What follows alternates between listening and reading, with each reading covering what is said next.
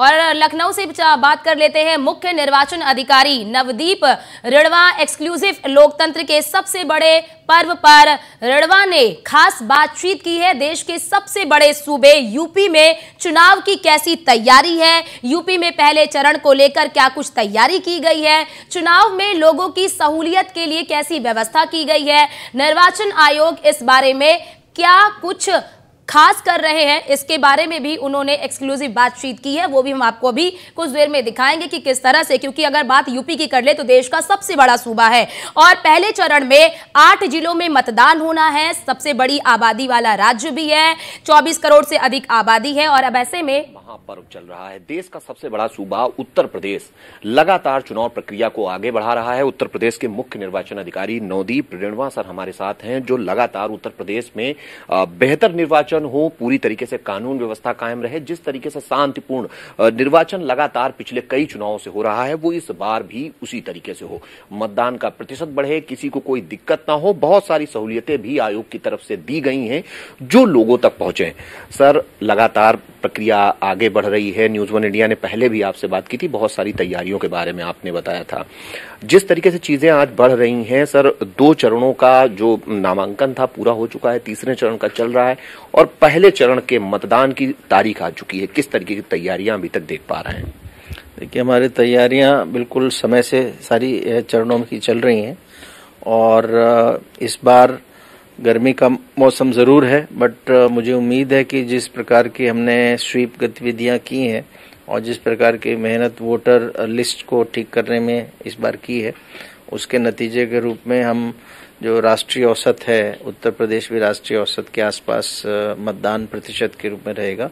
बाकी यहाँ शांतिपूर्ण और निष्पक्ष और स्वतंत्र चुनाव के लिए जो सारे कदम भारत निर्वाचन आयोग के निर्देशों में उठाए जाने होते हैं, वो सब हमने उठाए हैं। पर्याप्त पुलिस बल लगाया जिससे किसी प्रकार की शांति व्यवस्था की दिक्कत ना हो।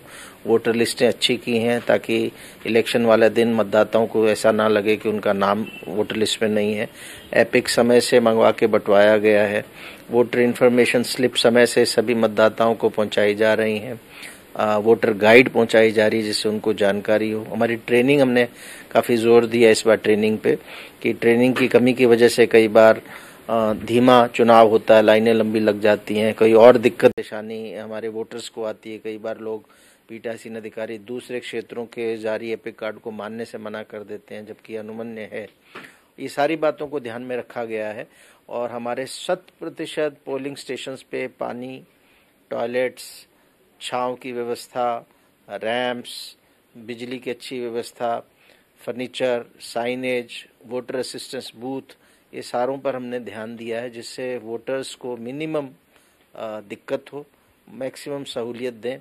और गर्मी के मौसम की भी विशेष व्यवस्था इसके लिए हमने अपने कर्मचारियों के लिए, अधिकारियों के लिए और वोटर्स के लिए एडवाइजरी जारी की है। गर्मी के मौसम में कैसे हीट स्ट्रोक से बचें, क्या करें क्या ना करें।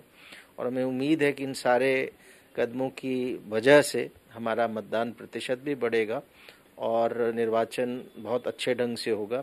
हमने आम नागरिक को एम्पावर करने के लिए एक सी विजिल करके ऐप भी इस बार दिया है, जिसमें कोई भी आम नागरिक निर्वाचन संबंधी कोई अपराध हो रहा हो, आदर्श आचार संहिता का उल्लंघन हो रहा हो, तो तुरंत अपने मोबाइल से उस ऐप के माध्यम से वीडियो और फोटोग्राफ्स एक शिकायत के साथ अपलोड करेंगे, जो इलेक्शन कमीशन ऑफ इंडिया, मुख्य निर्वाचन अधिकारी उत्तर प्रदेश कार्यालय, जिला निर्वाचन अधिकारी कार्यालय, सबको एक साथ दिखेगा और हमारे फ्लाइंग स्क्वाड्स के माध्यम से हम उस शिकायत को एड्रेस करेंगे। मानक 100 मिनट का है और मुझे बताते हुए खुशी हो रही है कि उत्तर प्रदेश में हमारा जो इस समय का एवरेज रिस्पांस है वो 44 मिनट के अंतर्गत हम कार्रवाई कर रहे हैं। लगभग 2600 के आसपास शिकायतों पे कार्रवाई की है और 93% केसेस में हमारा मानक के अंदर हमने उस शिकायत को रिस्पॉन्ड किया है। इसके अलावा 1950 करके हमारी हेल्पलाइन 24 घंटे खुली रहती है, जिस पे कोई भी मतदाता, आम नागरिक अपनी बात कह सकता है, कोई जानकारी ले सकता है या हमें शिकायत के रूप में अपनी शिकायत दर्ज करा सकता है। हर शिकायत का यूनिक शिकायत नंबर दिया जाता है मतदाता को, जिसलिए वो ट्रैक कर सके बाद में उसकी शिकायत का क्या हुआ। तो ये सारे कदम इस बात को इंगित कर रहे हैं कि हमारा निर्वाचन में ट्रांसपेरेंसी हो और रिस्पॉन्सिबिलिटी हो हर कर्मचारी की, अधिकारी की, अगर कोई शिकायत आती है तो कितने मिनट में वो रिस्पॉन्ड करता है, क्या करता है, ये सब हमारे ऑनलाइन सिस्टम में दर्ज होता है। और इसी की वजह से आप देखेंगे पिछले कुछ वर्षों से उत्तर प्रदेश में जितने निर्वाचन हुए हैं बड़े शांतिपूर्ण ढंग से हुए हैं, स्वतंत्र और निष्पक्ष ढंग से हुए हैं। इस बार भी वैसा ही होगा और मतदान प्रतिशत भी हमारा पहले से बेहतर होगा, ऐसी हमें पूरा विश्वास है। सर, लगातार जो पॉलिटिकल पार्टीज हैं वो आपके पास में शिकायत लेकर आते हैं। जैसे कि अभी एक शिकायत आई हुई है कि जब मतदान चल रहा होगा तो बड़े पैमाने पर बुर्का नशीन होते हैं जो वोट करने के लिए आते हैं, तो कोई फेक वोटिंग ना होने पाए, इसको लेकर आयोग से मांग की गई है कि कुछ व्यवस्था हो। तो क्या इसको लेकर भी प्रदेश के चूंकि बड़े पैमाने पर बूथ हैं तो उनको लेकर भी कुछ इंतजाम इस बार किए गए हैं? देखिए, हमारे हर बूथ पे एक महिला या तो मतदान कर्मी के रूप में या एक सहयोगी के रूप में पीठासीन अधिकारी को उपलब्ध रहेंगी, महिला कर्मचारी, और जिनके माध्यम से बुर्कानशीन महिलाओं की पहचान स्थापित करना ये कार्रवाई हो सकती है और होगी। और कहीं भी इस प्रकार की शिकायत नहीं आएगी कि किसी भी मतदाता को बिना पहचान कराए वोट किया जा रहा है। हमारे लगभग 50% पोलिंग स्टेशन यानी लगभग 82,000 पोलिंग स्टेशन पे वेब कास्टिंग है।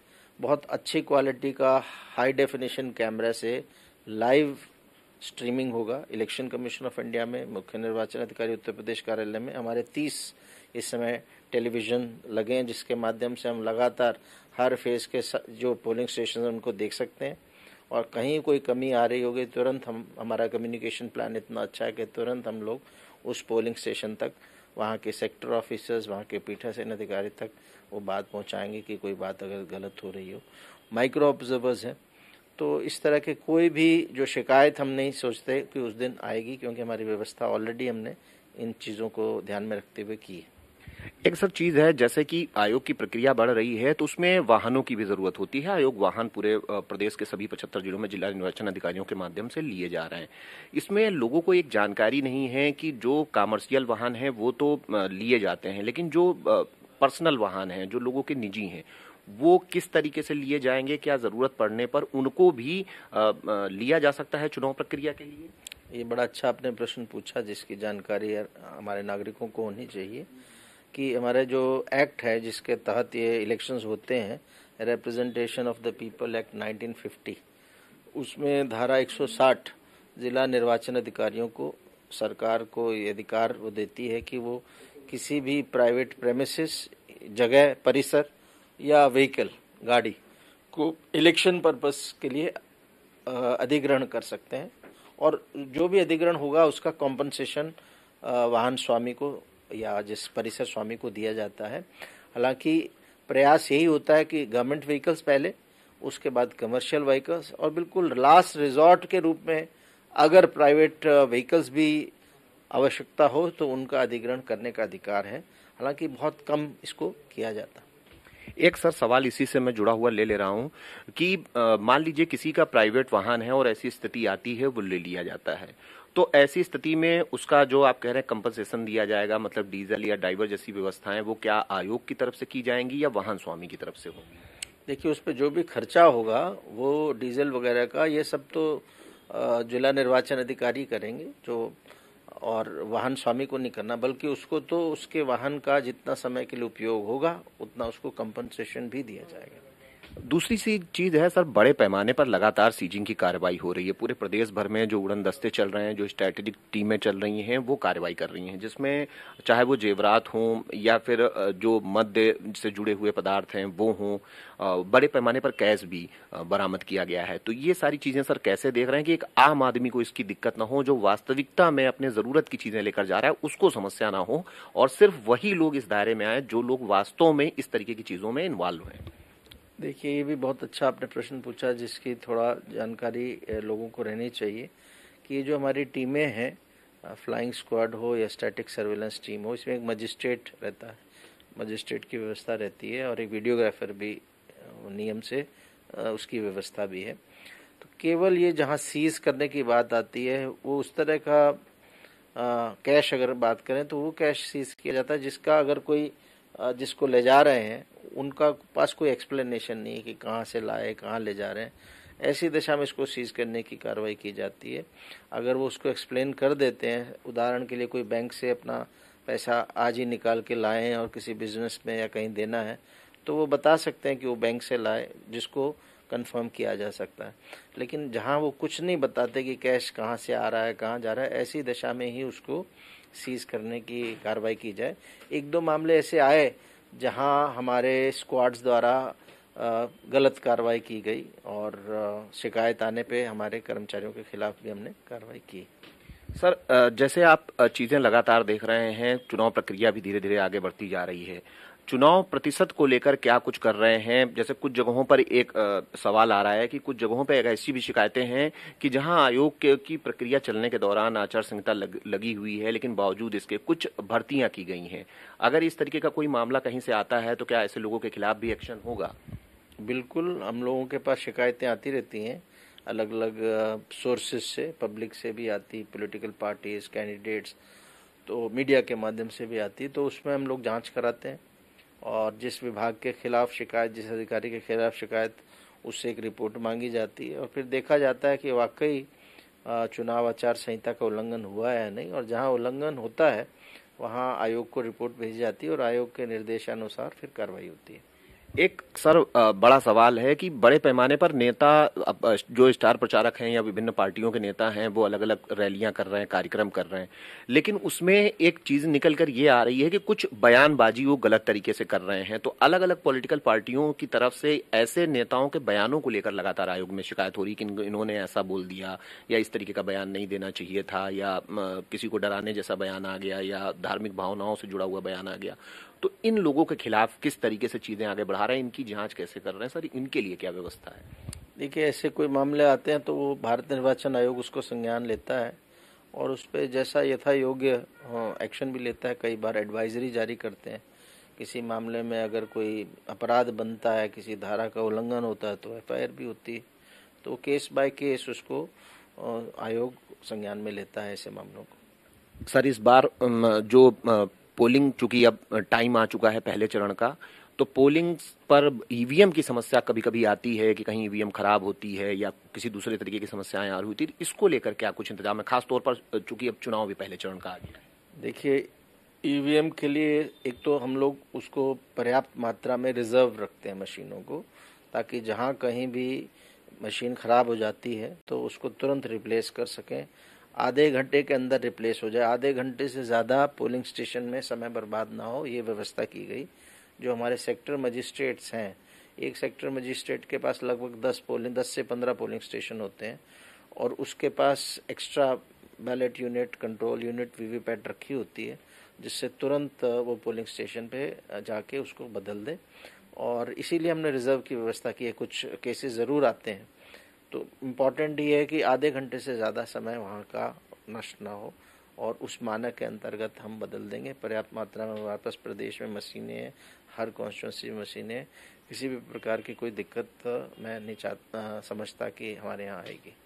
अंतिम सवाल है सर, क्या कुछ कहेंगे उन वोटर्स को, क्योंकि देश का सबसे बड़ा सूबा है, सबसे ज्यादा वोटर हैं, 15 करोड़ से ज्यादा, कि वो सभी वोट करें और वोट प्रतिशत अच्छा हो उत्तर प्रदेश का, जो अभी पहले के जो परसेंटेज रहे हैं उससे भी बेहतर इस बार जाए?